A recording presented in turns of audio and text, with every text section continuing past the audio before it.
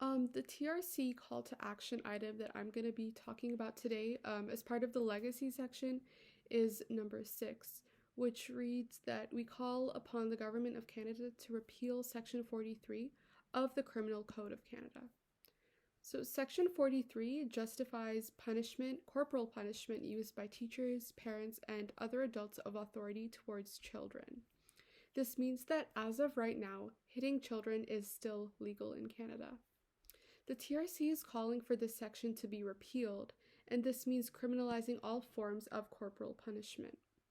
While the section affects and harms children all across the country, its implications on Indigenous communities are quite different, given the history of corporal punishment and physical abuse in residential schools. Now, for change to occur, approval must be sought out from quite a few levels of government. This includes the federal parliament, the Senate, and a minimum number of provincial legislatures. The change must be approved countrywide, with at least 7 provinces approving of the change, and these provinces combined must represent at least 50% of the Canadian population. This is an issue that is constantly being argued and questioned at all sorts of levels. For example, the Repeal 43 Committee is a committee which advocates for the removal of Section 43 as part of a global initiative to end all corporal punishment of children. Repeal 43 is a nationwide board of lawyers, pediatricians, social workers, and educators who all advocate for this common cause. As part of their campaign, the committee submitted a 30-page brief to the Minister of Justice in 1994, as well as the Secretary and General members of the UN Committee on the Rights of the Child. They also worked to deliver presentations to organizations at conferences and workshops to spread their cause. Repeal 43 took advantage of their access to the media by writing articles and letters to news organizations, presenting themselves on radio and TV, and much, much more to spread their cause. I believe that this call to action is absolutely doable and absolutely necessary to move Canada further down the path to stronger reconciliation with the Indigenous peoples. The first step to make this change, I believe, are to create and support more initiatives like Repeal 43. Doing this will allow for more people to become educated on this issue and will present more pressure and incentive to the government to make real, lasting changes. I believe that individuals, groups, and organizations alike can help make these changes simply by educating themselves and others on the harmful implications of Section 43 so that everyone will come to understand why its removal is such a pressing topic. But generally, attempting to override or change the Charter is very difficult, as the Charter has been in effect for multiple decades and is pretty set in stone. I think that one of the most difficult parts of this legacy call to action will be contacting the government and authority to formally and officially request for this change to be made. But the benefits of making this change are pretty clear. If Section 43 is repealed, then corporal punishment will come to an end, not just for Indigenous children, but for children all across Canada.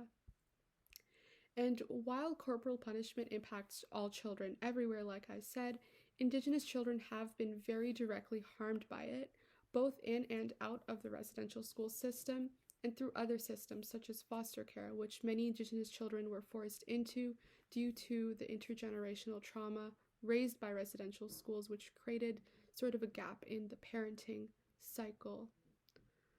Thus, the criminalization of corporal punishment will ensure that actions such as these will stay in the past. By repealing Section 43, the government will be able to prove that they genuinely do care about building a strong commitment to reconciliation with Indigenous communities within the country. Taking a step back and looking at Canadian culture as a whole, the repealing of Section 43 from the Charter will be an extremely important step in ensuring that children are being treated fairly, with equity and justice in all settings. It'll work to remove the divide between adults and children in somewhat of a legal context, making children less legally vulnerable around older members of the community. By allowing for the physical punishment of children, the Charter is indirectly deeming children as less than, simply because of their age, and this is not okay, which is why the removal of Section 43 is extremely necessary and beneficial. As part of Truth and Reconciliation, one of the many recommendations I would make is implementing a mandatory Indigenous Studies course into both elementary and secondary school education across the entire country. My school has already taken a step towards this by replacing the traditional grade 11 university level English course with the Understanding Contemporary Indigenous Voices course, which takes a twist on the typical English course by studying Indigenous literature, people, and experiences instead of just Shakespeare or literature that would usually be studied. Personally, I have really benefited from this class, and many of my classmates would agree that it really opened up minds and helped people understand the realities of our country's past and present that not everybody may already be aware of.